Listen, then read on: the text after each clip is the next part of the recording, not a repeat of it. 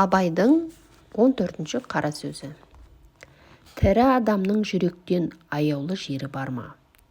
Біздің қазақтың жүректі кісі дегені, батыр кісі дегені. Онан басқа жүректінің қасиеттерін анықтап біле алмайды.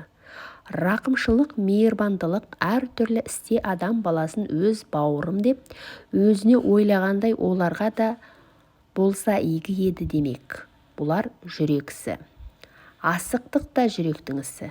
Тіл жүректің айтқанына көнсе, жалған шықпайды. Амалдың тілін алса, жүрек ұмыт қалады. Қазақтың жүрек түсі мақтауға сыймайды. Айтқанға көнгіш, уағдада тұрғыш, бойын жаманшылықтан тез жиып алғыш, көштің соңынан итше ере бермей, адасқан көптен атының басын бұрып алуға жараған дейді. Әділетті ақыл мойындаған нәрсеге қиын да болса мойындау, әділетті ақыл мойындаған мен нәрсеге оңай да болса мойындамау ерлік. Батырлық осы болмаса, қазақтың айтқан батыры әншейін жүректі емес, қасқыр жүректі деген сөз. Қазақ та адам баласы ғой.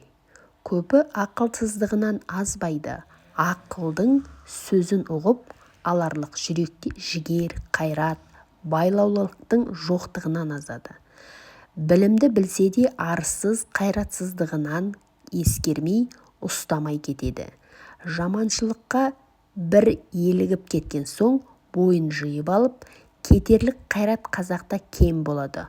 Осы жұрттың көбінің айтып жүрген мықты жігіт, ер жігіт, пысық жігіт деп ат қойып жүрген кісілерінің бірі, пәлеге жаманшылыққа еліртпек үшін бірін-бірі айда батырлап қыздырып алады да, артын ойлатпай азғыратындығын сөздерді.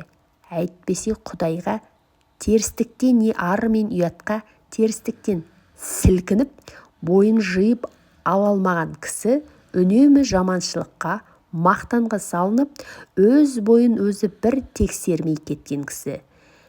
Тәуір жігіт түгілі әуелі адам ба өзі?